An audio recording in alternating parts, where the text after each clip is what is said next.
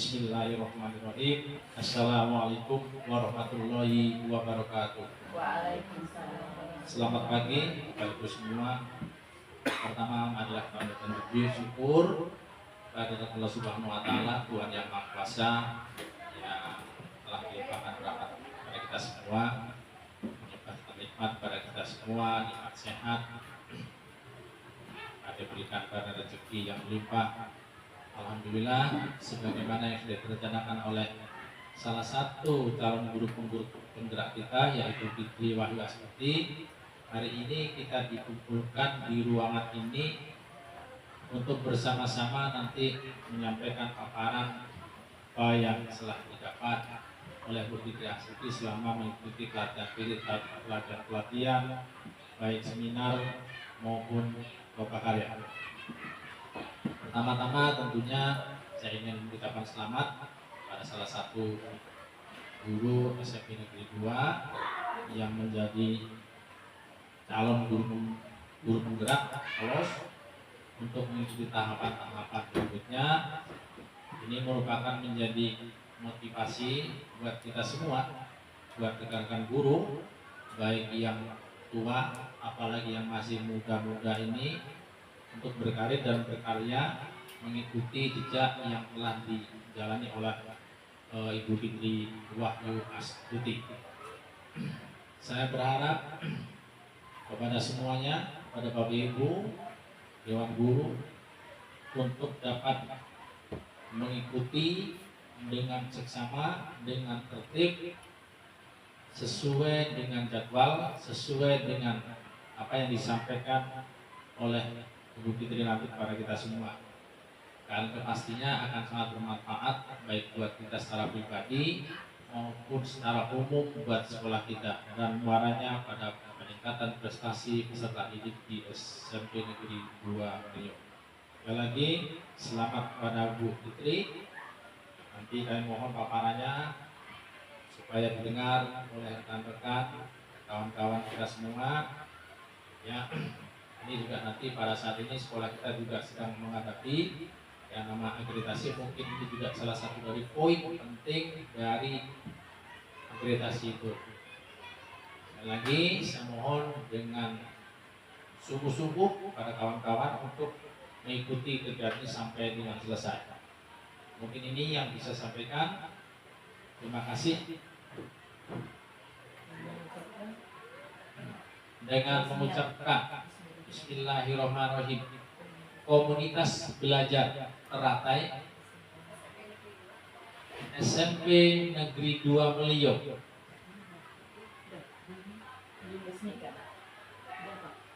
diresmikan.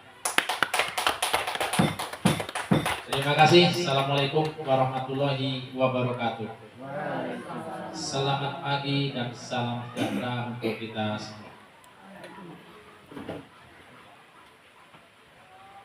Baik, terima kasih kepada Bapak DRS Giono yang telah membuka serta meresmikan komunitas belajar SMP Negeri 2, yaitu teratai, terbelajar, terampil, dan santai.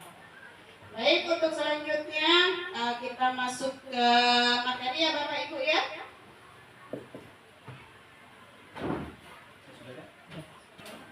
Yang ingin kita ulas yaitu konsep intinya. Yang pertama yaitu perubahan paradigma belajar. Karena apa Bapak Ibu? Paradigma belajar sekarang itu kan udah berubah. Dari zaman dahulu sampai sekarang itu kan K13. Sekarang kurikulum merdeka ya Bapak Ibu ya. Di mana kurikulum merdeka itu menganut ajaran Ki Hajar Dewantara yang intinya yaitu pembelajaran yang berpihak pada murid sesuai dengan kodrat alam dan kodrat zaman. Yang kedua yaitu disiplin positif. Yang ketiga nilai-nilai kebajikan. Yang keempat kebutuhan dasar manusia. Yang kelima motivasi perilaku manusia. Yang keenam posisi kontrol. Posisi kontrol itu bagaimana kita mengontrol murid, posisi kita sebagai seorang guru. Nanti ada teorinya Bapak Ibu. Terus yang ketujuh keyakinan kelas. Yang ke-8 segitiga restitusi. Segitiga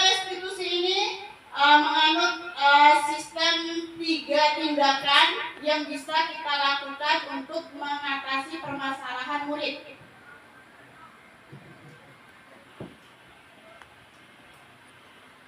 Selanjutnya ini ada pembelajaran dengan paradigma baru. Pembelajaran paradigma baru memastikan praktik pembelajaran yang berpusat pada murid, yang mana setiap murid belajar sesuai dengan kebutuhan dan tahapan perkembangannya. Itu tadi yang saya sampaikan, sesuai kodrat alam dan kodrat zaman. Kodrat alam itu apa Bapak Ibu? Kodrat alam itu di mana karakter siswa itu sudah tertanam sejak dia lahir. Kalau kodrat zaman yaitu karena zaman sekarang itu adalah zaman teknologi. Jadi kita sebagai Bapak Ibu guru silakan mengikuti perkembangan zaman. Kalau zaman dulu kan memang kurang ya Bu teknologinya. Jadi sekarang silakan sesuai zamannya. Yang kedua, yaitu pembelajaran paradigma baru adalah pembelajaran yang berorientasi pada penguatan kompetensi dan pengembangan karakter sesuai dengan nilai-nilai Pancasila.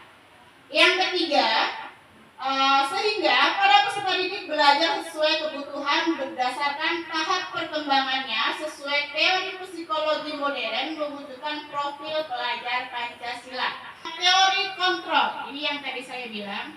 Jadi kita itu guru ada teorinya Bapak Ibu. Itu yang pertama, ilusi guru mengontrol murid. Jadi bagaimana kita mengontrol murid? Kita tidak dapat memaksa murid jika murid tersebut memilih tidak melakukannya. Artinya kita memaksa murid tersebut. Kan sering kali ya Bapak Ibu ya. Yang kedua, ilusi bahwa semua penguatan positif, efektif, dan bermanfaat. Penguatan positif itu bisa berarti bentuk kontrol diri, mengontrol murid.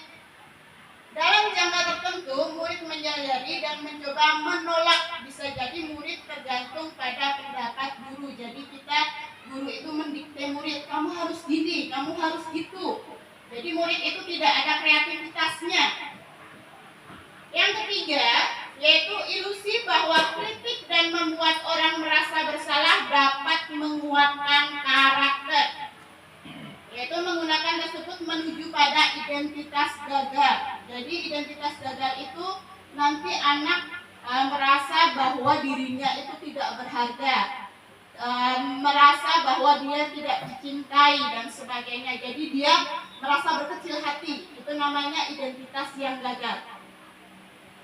Yang selanjutnya, yang terakhir, yaitu ilusi bahwa orang dewasa memiliki hak untuk memaksa. Ini yang kita garis bawahi ya Bapak Ibu ya. Perilaku memaksa tidak akan sanggup bertahan pada jangka panjang dan sebuah hubungan permusuhan akan terbentuk.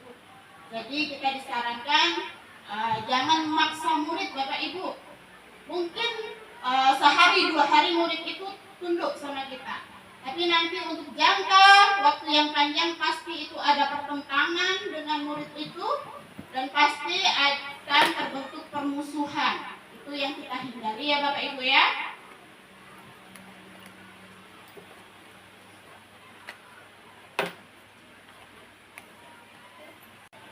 Selanjutnya ini tentang mengubah paradigma stimulasi respon ke pendekatan teori kontrol. Ini pikiran-pikiran yang sering kita lakukan. Ini ada stimulus respon. Realitas kebutuhan kita sama. Ya, pasti orang-orang menganggap bahwa kebutuhan kita sama. Tetapi di teori kontrol itu salah Bapak Ibu.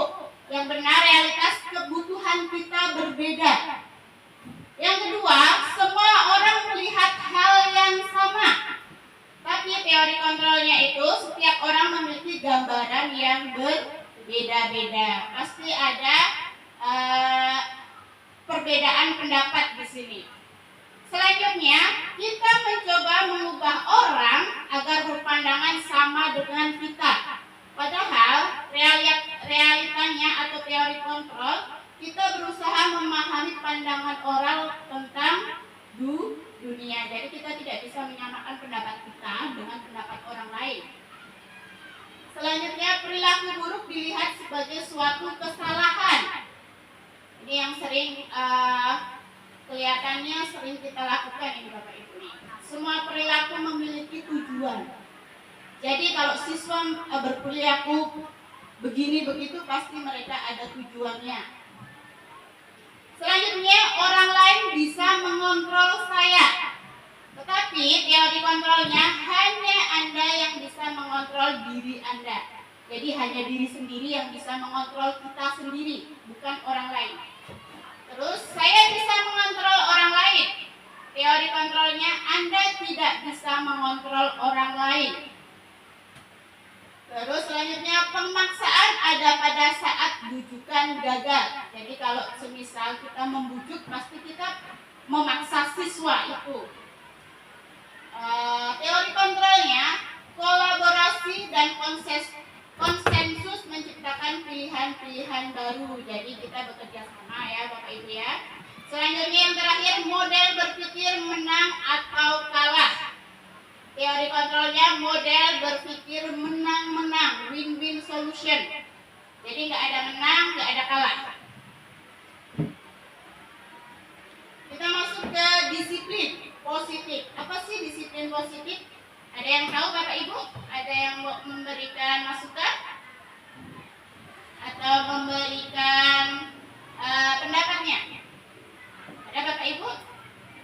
Kalau di sini, disiplin positif merupakan suatu pendekatan untuk menerapkan disiplin dari dalam diri anak tanpa ada bentuk hukuman atau hadiah. Jadi karakter siswa. Bukan disiplin positif itu bukan yang memaksa, tapi dari dalam jiwa anak itu. Dengan adanya cara ini, maka pendekatan yang dilakukan tanpa menggunakan kekerasan, sehingga fokusnya pada memotivasi, refleksi terhadap kesalahan yang dilakukan, menghargai dan membangun logika yang bersifat panjang, logika yang berjangka panjang. Selanjutnya, jadi dalam prosesnya anak dapat mengerti serta belajar dari kesalahan yang mereka perbuat. Selain itu, anak juga dituntut untuk bertanggung jawab dan berempati terhadap berbagai hal yang telah dilakukan. Jadi kalau disiplin positif itu kita tidak bisa memaksa anak untuk mengikuti kemauan kita, kecuali itu adalah dari dalam diri anak tersebut.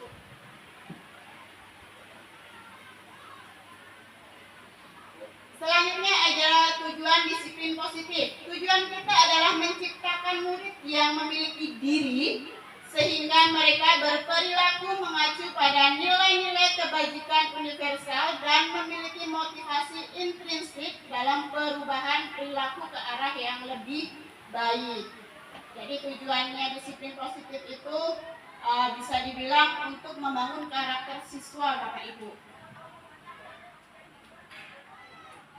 Di sini lanjut tentang nilai-nilai kebajikan.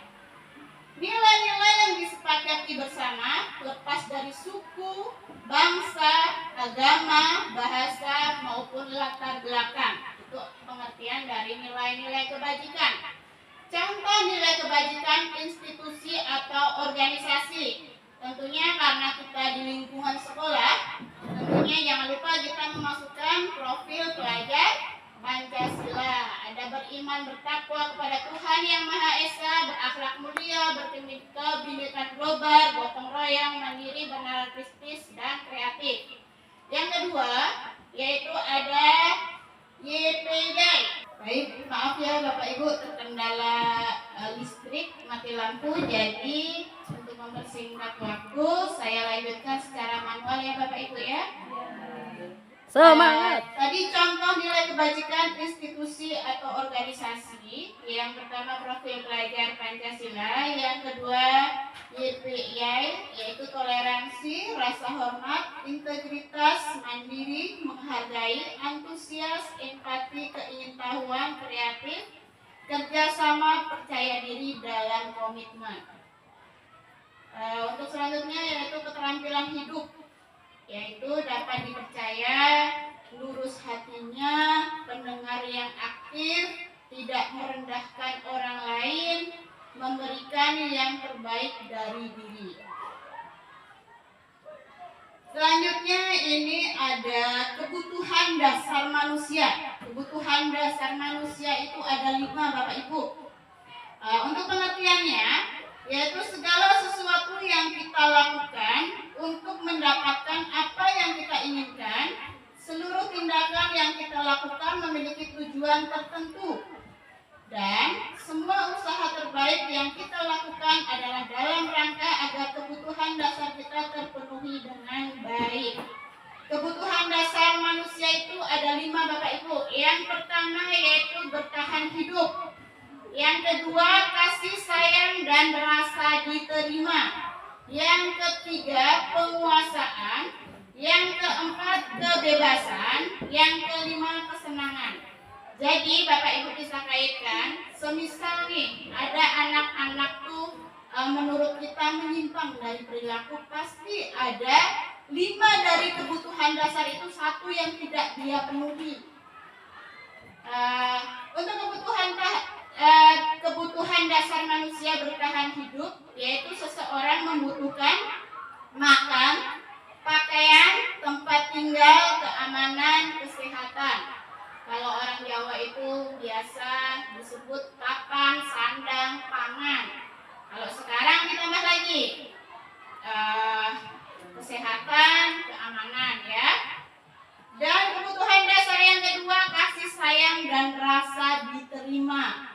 Ini yang bisa kita soroti ya Bapak Ibu ya, karena kebanyakan dari siswa itu dia cenderung ke sini. Dia kurang kasih sayang dan sebagainya. Jadi kasih sayang dan rasa diterima, yaitu rasa diterima, dipedulikan, bekerja sama, menjadi bagian dalam kelompok.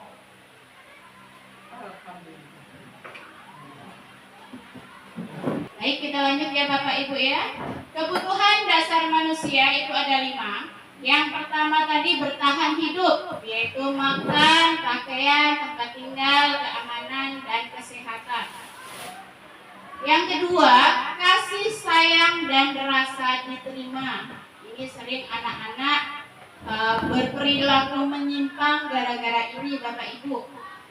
Yaitu rasa diterima, dipedulikan, berbagi kerjasama, atau menjadi bagian dalam kelompok. Jadi kebanyakan siswa ini yang dibutuhkan. Yang ketiga yaitu penguasaan, yaitu tentang harga diri, keinginan untuk dianggap, memimpin, berprestasi, diakui dan didengar.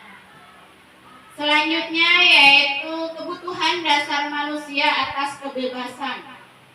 Itu mandiri, memiliki pilihan, mencoba hal baru, mampu mengendalikan arah dirinya. Yang kelima yaitu kesenangan. Kebutuhan dasar manusia itu ada kesenangan Bapak Ibu. Jadi kalau Bapak Ibu merasa kurang senang, silahkan disenang-senangkan. Itu ada bermain, humor, antusiasme, tertawa. Itu kebutuhan kesenangan. Tapi jangan tertawa-tertawa sendiri ya Bapak Ibu ya. Selanjutnya yaitu motivasi perilaku manusia. Ternyata itu ada 2 unsur. Unsur dari luar dan unsur dari dalam diri dia sendiri. Motivasi dari luar atau ekstrinsik yaitu untuk menghindari ketidaknyamanan atau hukuman. Yang kedua yaitu motivasi ekstrinsik atau dari luar, yaitu untuk mendapatkan imbalan atau penghargaan dari orang lain. Yang terakhir itu yang paling tinggi yaitu motivasi intrinsik atau berasal dari diri sendiri atau berasal dari siswa tersebut. Itu ada untuk menjadi orang yang mereka inginkan dan menghargai diri sendiri dengan nilai-nilai yang mereka percaya. Jadi kalau disambungkan untuk siswa, coba Bapak Ibu renungkan lagi, kira-kira siswa kita itu bersikap baik untuk memenuhi yang mana? Untuk penghargaan, imbalan, atau biar tidak terkena hukuman? atau dari dalam diri mereka sendiri? Kira-kira yang mana Bapak Ibu? Ekstrinsik. Yang ekstrinsik. Berarti tugas kita sebagai pengajar, tugas kita sebagai pendidik, bagaimana kita bisa memunculkan motivasi intrinsik itu kepada siswa. Itu jadi PR kita bersama ya Bapak Ibu ya. Karena telah kita ketahui bahwa kebanyakan dari siswa itu pasti dia pengen dapat imbalan, dapat hadiah. Oh, saya mau inilah biar saya tidak kena hukuman dan sebagainya. Jadi bukan jarang ya, belum banyak yang menyadari bahwa berbuat baik itu adalah cara untuk menghargai diri sendiri, menghargai orang lain dan sebagainya. Ini ada motivasi perilaku manusia, yaitu ada hukuman, ada konsekuensi, ada restitusi. Jadi silakan nanti Bapak Ibu sambil merefleksi diri, kira-kira yang sering dilakukan itu yang mana? Yang pertama yaitu hukuman, tidak terencana atau tiba-tiba. Murid tidak tahu apa yang terjadi atau tidak dilibatkan, tiba-tiba dihukum, tiba-tiba suruh push up, tiba-tiba suruh keliling lapangan, tiba-tiba suruh ini itu siswa tidak tahu. Terus selanjutnya hukuman itu bersifat satu arah, biasanya hanya satu orang yang melakukannya tanpa berdiskusi, langsung suruh siswa harus ini, harus ini. Yang berikutnya hukuman berupa fisik atau psikis. Kedua yaitu konsekuensi, yaitu terencana atau disepakati sesuai peraturan. Kalau yang hukuman itu satu arah, kalau yang kedua yaitu terencana. Artinya kita udah mempunyai kesepakatan atau keyakinan bersama murid. Jadi kalau murid melanggar konsekuensinya apa nih? Beda kalau hukuman. Kalau hukuman langsung murid berbuat salah langsung dihukum begitu saja.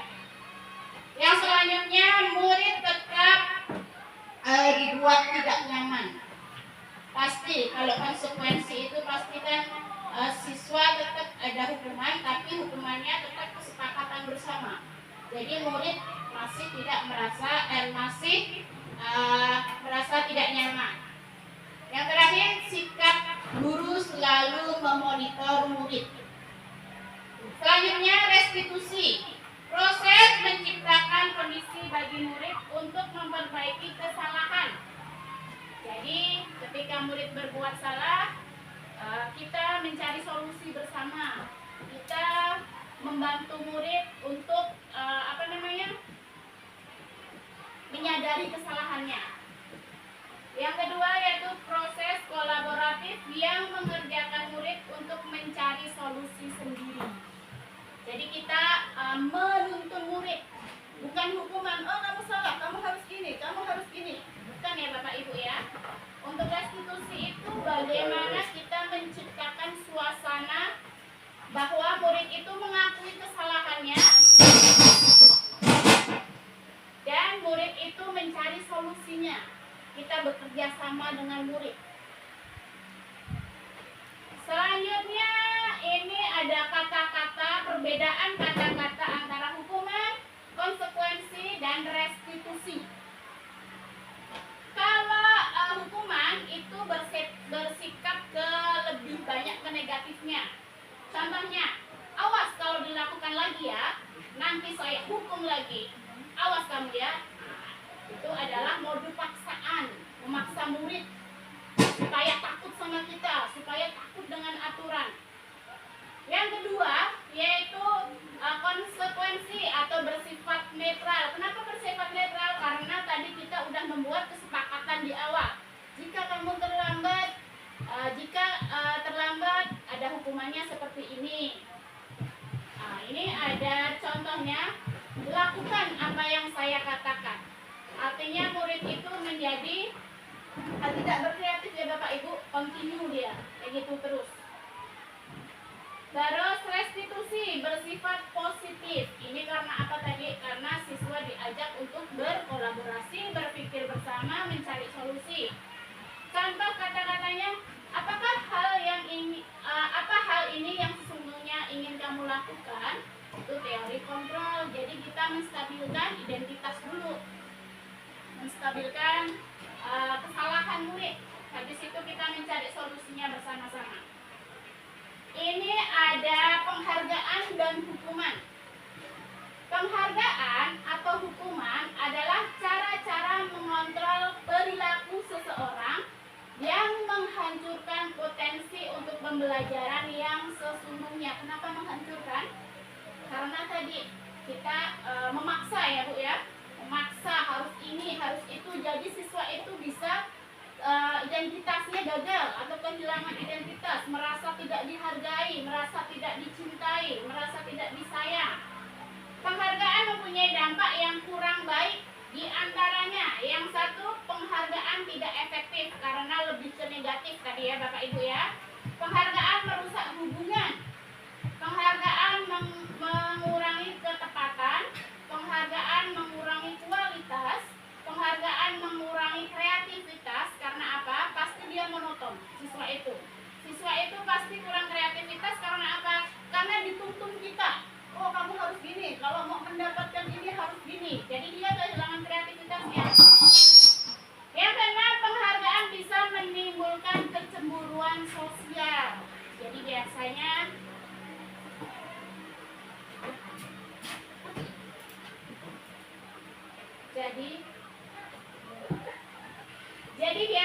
kecemburuan sosial itu datang sesama siswa. Ya. Terakhir, penghargaan bisa menimbulkan kesombongan. Kesombongan untuk siswa, oh saya bisa gini loh, saya bisa gitu loh. Jadi menghasilkan kesombongan. Selanjutnya, 5 posisi kontrol guru. Coba Bapak Ibu merefleksikan diri sendiri. Kira-kira banyak melakukan yang mana nih? Yang pertama, penghukum. Oh, kamu ini cepat push up, kamu ini itu penghukum. Yang kedua, pembuat merasa bersalah. Yang ketiga, kontrol guru sebagai teman. Yang keempat, pemantau. Yang kelima, manajer. Jadi silahkan Bapak Ibu merefleksikan diri. Nah, ini contoh penerapan 5 posisi kontrol guru. Kasus, siswa tidak memakai atribut lengkap saat upacara bendera. Kalau kita sebagai penghukum, ini guru sebagai seorang penghukum, itu kalimatnya pasti langsung gini. Lari mengelilingi lapangan 2 kali putaran. Itu langsung menghukum fisiknya. Yang kedua, posisi kontrol guru kita sebagai pembuat merasa bersalah. Itu sudah berapa kali diberitahu, kenapa kamu selalu membuat kecewa ibu? Itu merasa bersalah, Bapak Ibu. Yang ketiga, guru sebagai seorang teman. Itu, ayo dong ikuti aturan sekolah. Ya sudah, tidak apa-apa, lain kali tolong jangan diulangi. Itu guru sebagai posisi seorang teman. Yang keempat, guru sebagai pemantau. Kamu sudah melanggar peraturan sekolah. Kamu tahu kan konsekuensinya? Beli atribut upacara dan jangan diulangi lagi ya. Itu sebagai pemantau Bapak Ibu. Selanjutnya, guru sebagai seorang manajer. Yaitu, apa kamu tahu kesalahanmu? Kira-kira bagaimana kamu akan memperbaiki kesalahanmu? Jadi kalau manajer itu kita kayak diskusi bersama. Jadi tidak langsung menghakimi, walaupun tahu salah tapi tidak langsung menghakimi. Kira-kira dari Bapak Ibu 5 posisi kontrol itu kebanyakan yang mana? Hukuman, pemantau, manajer, merasa bersalah, apalagi Pak Yaji? Hukuman. Hukuman. Bu Intan? Kayaknya kalau Pak Ustadz teman ini. Pak Ustadz teman ini kayaknya nih. Apa Pak Ustadz?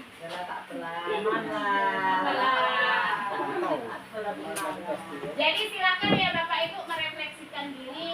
Kita sebagai seorang guru itu harusnya seperti apa? Kalau menurut teori Bapak Ibu, itu yang paling tinggi itu sebagai manajer. Karena apa? Manajer itu tahu siswa disadarkan kesalahannya, siswa disuruh mencari solusi. Ini ada posisi kontrol. Apakah aku? Saya kecewa sekali dengan kamu. Kira-kira posisi kontrol apa?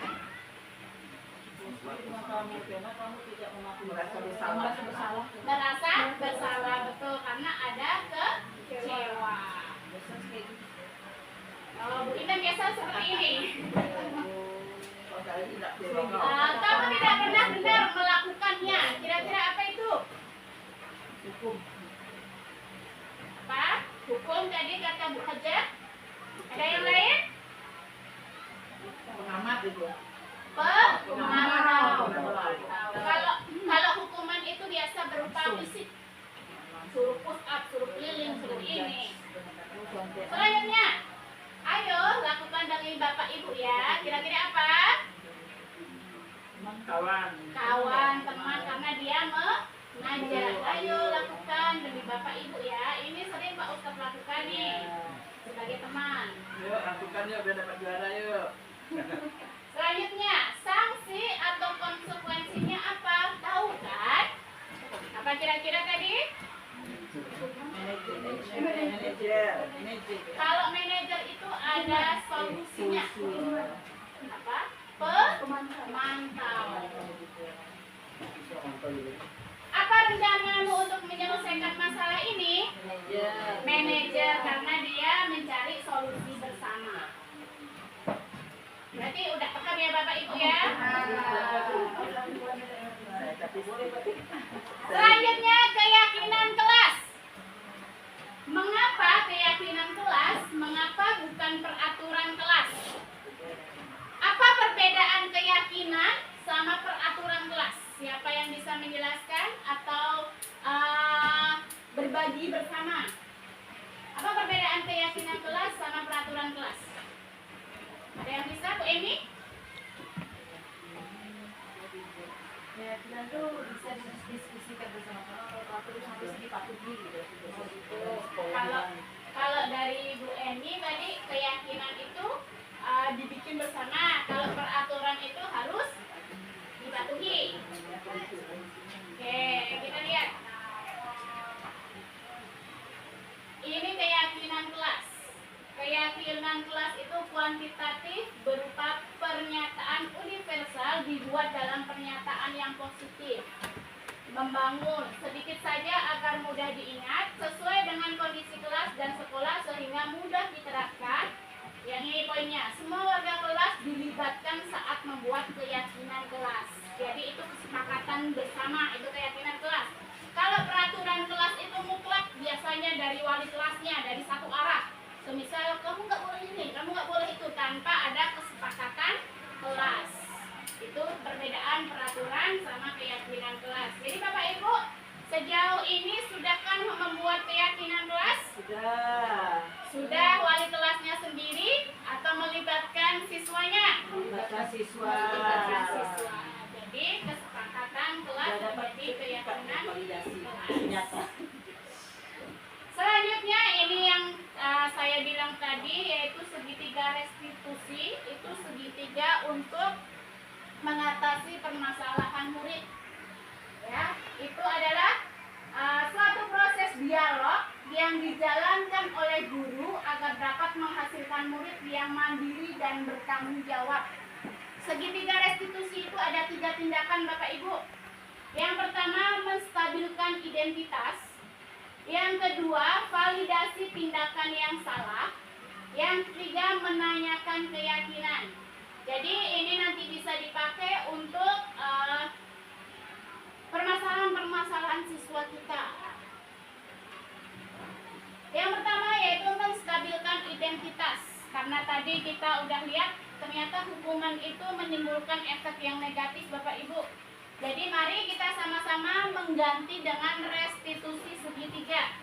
Yang pertama, menstabilkan identitas, yaitu berdasarkan prinsip membuat kesalahan adalah sebagian dari proses pembelajaran.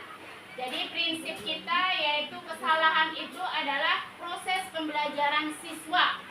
Bukan salah langsung dihukum, bukan ya Bapak Ibu ya.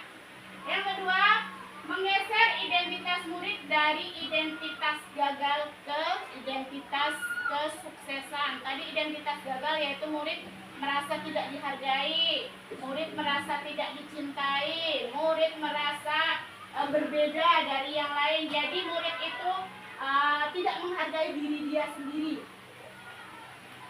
Yang selanjutnya, jangan mengkritik murid yang sedang mengalami identitas gagal. Semisal dia kurang kebutuhan kasih sayang, terus dia melakukan kesalahan di sekolah. Kita sebagai guru menambahi lagi, kamu ini ya, gini, itu kan bisa menjadi identitas gagal. Jadi dia merasa berkecil hati. Ada beberapa kalimat atau dialog yang bisa kita pakai, yaitu satu, membuat kesalahan itu suatu yang wajar. Itu salah satu menstabilkan identitas mereka. Menstabilkan identitas biar nggak gagal, biar mereka merasa tidak berkecil hati. Terus yang kedua, manusia tidak ada yang sempurna. Kita bisa memperbaiki masalah ini. Saya tidak menanyakan kesalahannya, tetapi fokus memperbaiki masalah ini. Terus, apakah saat ini kamu tengah menjadi orang yang baik untuk dirimu sendiri? Kira-kira dari pernyataan ini, kalau Bapak Ibu menangani kasus siswa, kira-kira ada nggak Bapak Ibu menstabilkan identitas ini terlebih dahulu? Atau langsung kamu ini salah, gini. Ini yang pertama, jadi kita harus menstabilkan identitas mereka. Walaupun mereka salah, jangan langsung kita judge, oh kamu anaknya gini ya, kamu suka mencuri ya, kamu ini ya, itu nggak boleh ya Bapak Ibu ya. Jadi biar stabil dulu, biar mereka tidak berkecil hati. Selanjutnya yaitu validasi tindakan yang salah, yaitu berdasarkan prinsip perilaku yang berupaya memenuhi suatu kebutuhan tertentu. Tadi kebutuhan ada 5 tadi, yang kasih sayang dan sebagainya itu. Terus guru akan bergeser dari pemikiran stimulus respon menjadi proaktif. Selanjutnya, mengenali dan mengakui kebutuhan murid. Ini dapat memperbaiki hubungan dengan murid. Selanjutnya, pertanyaan disampaikan dengan nada suara tidak menghakimi atau memojokkan. Jadi kita memvalidasi dulu kesalahan dia dengan mengkaitkan 5 kebutuhan dasar manusia tadi. Ini ada beberapa dialog atau pertanyaan yang bisa kita ajukan. Yang pertama, kamu bisa saja bertindak lebih gegabah daripada ini. Semisal siswa itu mengganggu kawannya. Jadi kita jangan langsung, oh kamu ini nakal, kamu ini nggak boleh ya Bapak Ibu ya. Jadi kita validasi tindakan yang salah dulu. Yang kedua, kamu melakukannya pasti ada alasannya ya. Nah, jangan lupa kita menanyakan alasannya. Pasti dia ada alasan berbuat seperti itu. Yang ketiga, kamu melakukannya karena mempertahankan sesuatu yang penting. Terus, mungkin kamu bisa mempelajari suatu perilaku yang lebih efektif. Bersediakah kamu mempelajarinya? Itu validasi tindakan yang salah. Jadi kita tidak boleh langsung memojokkan dia, kamu nakal, kamu pencuri, kamu ini, tanpa kita melihat suatu alasan tertentu. Mungkin dia berbuat nakal karena pengen mendapat perhatian kita, pengen mendapat karena 5 kontrol tadi kasih sayangnya kurang, jadi dia lampiaskan ke sekolah, berperilaku nakal, apa sebagainya. Tetapi itu sebenarnya dia dalam proses memenuhi kebutuhan dasar manusia tadi. Selanjutnya yaitu menanyakan keyakinan kelas. Termotivasi intrinsik saat perilaku tervalidasi dan identitas sukses kelas stabil, maka murid telah siap mengkaitkan keyakinan kelas dengan tindakan yang salah. Jadi Bapak Ibu, silakan nanti bisa membuat keyakinan kelas di masing-masing kelas ya Bapak Ibu.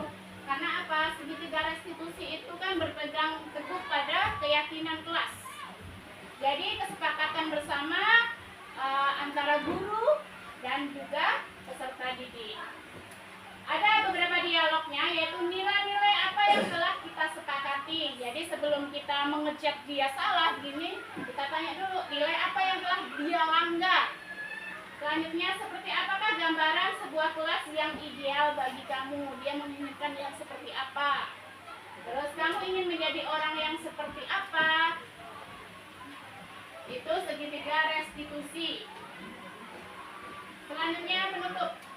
Dalam menerapkan program disiplin positif, hendaknya guru memiliki standar kepribadian, profesional, dan sosial yang baik, di mana guru mampu merefleksi dirinya dalam posisi kontrol saat ini.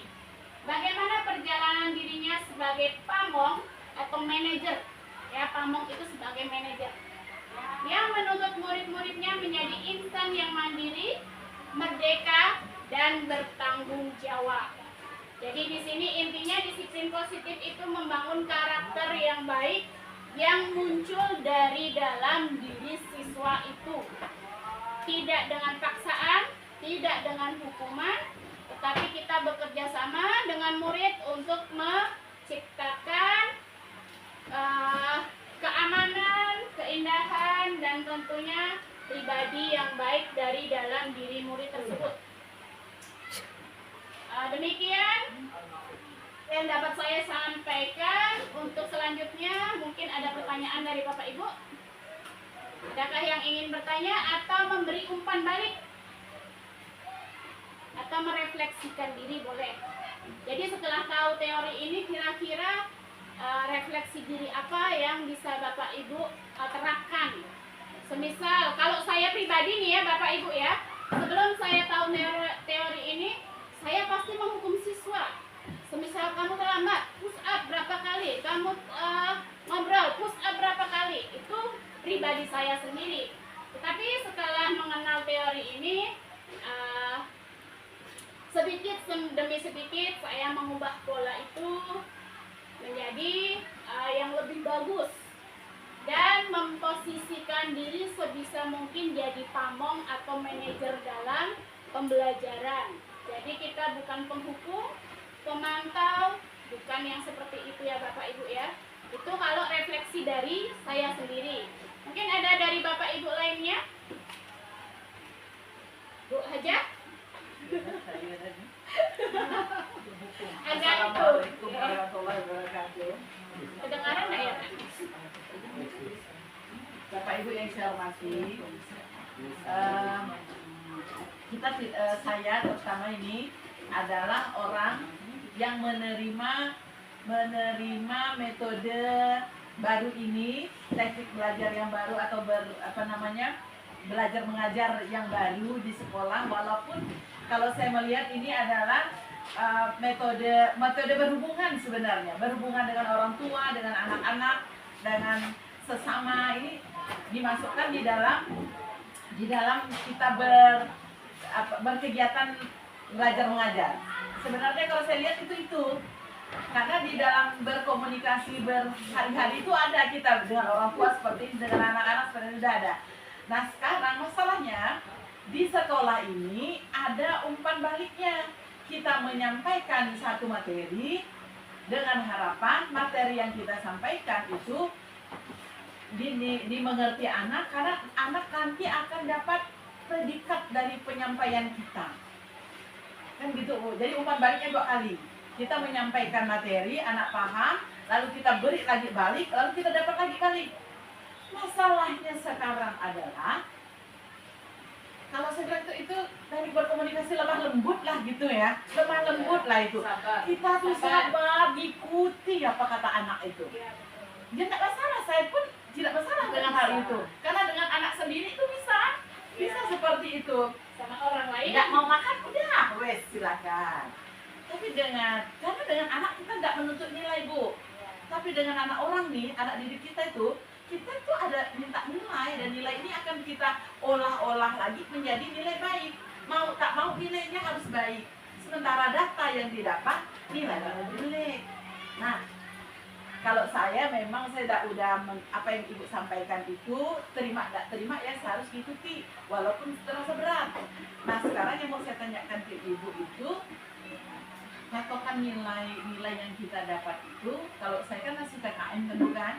Nah, kalau yang di Kumber itu masih ada seperti itu. Kalau saya di KKM berarti saya biasanya ya diturunkan aja soalnya gitu. Pertanyaan saya itu saya bobotnya tidak menjadi hot, tapi menjadi ya lembek lah gitu. Nah, apakah di Kumber ini takutnya kawan-kawan masih standar yang tinggi kan, nilai kasih sayang begitu, tapi sebenarnya ada dua Bu, nilainya nilai kasih sayang, tapi pelaksanaannya itu tidak kasih sayang. Nah itu gimana Bu? Apakah ini KKM itu kan tidak ada KKM ya? Jadi batas maksimal nilai itu bagaimana Bu? Karena sekuat-kuatnya kita tuh gemes juga dengan anak tuh 4 ke 4, apa penting lagi nilai di situ Bu? Ya. Baik, terima kasih Bu Haja. Jadi gini ya Bu, kalau di kurikulum Merdeka itu kan tidak ada nilai batasnya ya. Jadi dia mengikuti kemampuan siswa. Semisal nih Bu, siswa itu nggak paham materi ini. Jadi kita guru itu mencari materi yang sesuai. Jadi kita turunkan. Berdiferensiasi. Jadi kita guru itu mengikuti murid gitu Bu. Mungkin kalau di K13 kan ada pencapaiannya seperti kan. Kalau kami di kurikulum Merdeka itu tidak ada Bu. Jadi kita mengikuti ya itu tadi kodrat alam, kodrat zaman seorang guru sekarang. Karena kita kalau kurikulum Merdeka itu kan berdasarkan teori Ki Hajar Dewantara yang seperti itu. Mungkin nanti Ibu bisa ke Kumbernya tahun depan, kan kelas 9 udah naik Kumber dulu kan? Iya, jadi dua perbuatan tidak bertentangan. Ya. Tapi kalau yang saya sampaikan itu lebih ke bukan ke pelajarannya ya, lebih ke pendekatan kita kepada murid seperti apa, terus cara-cara trik-trik kita lah untuk permasalahan murid kan kompleks tuh Bu. Mungkin di sekolah tidak terjadi apa-apa, tapi kita nggak tahu tuh di rumah itu mungkin dia kena marah mamanya, kena marah bapaknya. Begitu sampai ke sekolah kita nggak tahu sebab akibatnya, dia bersikap menyimpang. Tambah lagi kita menambahi kamu ini nakal, kamu ini. Nah itu kan jadi membuat murid itu identitasnya gagal. Dia merasa tidak dicintai, merasa tidak dihargai, pokoknya merasa dirinya itu buruk lah, gitu kan? Nah, jadi adanya teori ini kita bisa menstabilkan dulu, menyelamatkan murid itu biar tidak merasa dirinya itu rendah, tidak merasa dia dihargai dan sebagainya. Gitu. Jadi nilai itu tidak dianggap ya, diabaikan. Bukan diabaikan, tapi maksud tidak menjadi patokan untuk kita kejar target kita. Cuma ya kalau kita sebagai guru ya tetaplah pasti kita ada target sesuatu gitu kan untuk murid itu. Jadi dikembalikan lagi ke gurunya, terserah gurunya mau ngajar yang seperti apa, metode seperti apa. Makanya dalam kurikulum Merdeka kan kita dituntut untuk memberi pembelajaran yang inovatif, kreatif, sesuai zamannya gitu Bu. Jadi murid itu tidak merasa bosan, tidak merasa tidak menarik, jadi murid itu malas-malasan gitu. Sebenarnya itu kita dituntut seperti itu. Ada yang mau mengajukan pertanyaan atau umpan balik Bapak Ibu? Terima kasih lah Bu. Oke, terima kasih Bu Haji, Bu Haja untuk umpan baliknya. Ada lagi Bapak Ibu? Oke, terima kasih atas waktu dan pemikiran dan umpan baliknya. Terima kasih atas waktu diskusi kita. Semoga kedepannya kita bisa menjadi Bapak Ibu guru yang hebat, Bapak Ibu guru yang bisa mengerti murid, Bapak Ibu guru yang bisa mendidik, bukan bukan hanya mendidik, menciptakan karakter yang baik untuk murid, dan tentunya kita menjadi bapak ibu guru yang selalu sehat dan bahagia. Terima kasih. Akhir kata